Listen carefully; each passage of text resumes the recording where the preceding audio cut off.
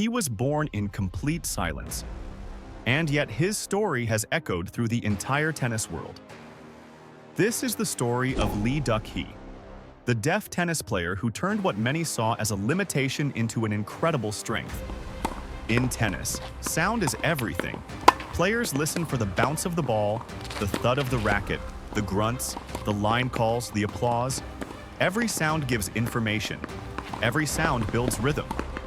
But what if all that sound disappeared? What if you had to play the game completely differently, guided only by sight, instinct, and heart? That's what Lee Duck Hee did. And somehow, he didn't just survive in that silence, he thrived. Lee Duck Hee was born on May 13, 1998, in Gangwon Province, South Korea. He was born completely deaf. As a child, he couldn't hear the voices of his parents or the laughter of his friends. But he could see. And very early on, he discovered movement, rhythm, coordination. When he picked up a tennis racket at the age of 6, something just clicked. He didn't hear the sound of the ball, but he could see it spin. He didn't hear the sound of the rally, but he could feel the pace of the exchange. To him, tennis wasn't about listening. It was about reading. Reading space, reading motion, reading people. His parents supported him relentlessly. They drove him to practice every day, even when coaches doubted that a deaf child could succeed in such a communication-heavy sport. At first, it was difficult. He couldn't hear the referee, couldn't hear the calls of out or fault. He had to constantly watch everything. The ball, the opponent, the umpire's hands. But Lee adapted. He trained his eyes to pick up on the smallest details. He learned to predict the ball's path from body language alone. His reflexes became sharper, his focus deeper. And soon, coaches realized this kid was special. By his teenage years, Lee Duck Hee had become one of the top juniors in Asia, and his talent began to attract attention beyond South Korea.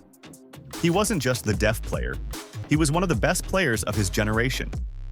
At only 15 years old, Lee turned professional, an incredibly rare step for a Korean player at that age.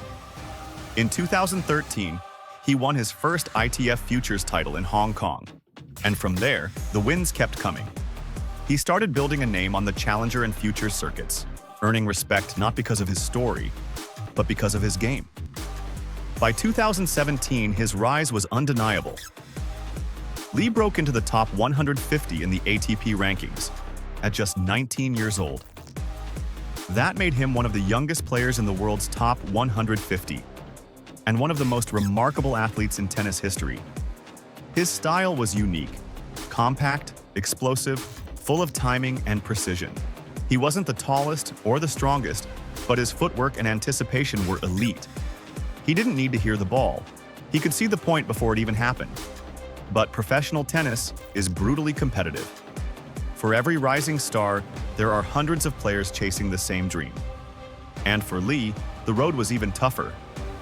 He faced not only the challenges of travel, fatigue, and pressure, but also communication barriers.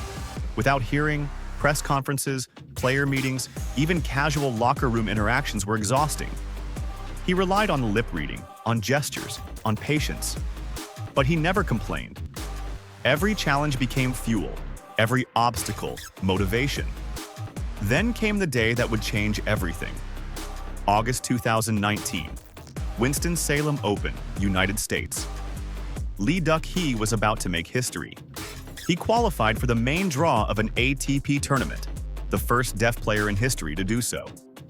His first opponent, Swiss player Henri Laaksonen, a tough, experienced competitor with years of ATP experience. On paper, the match looked impossible. But on the court, something magical happened.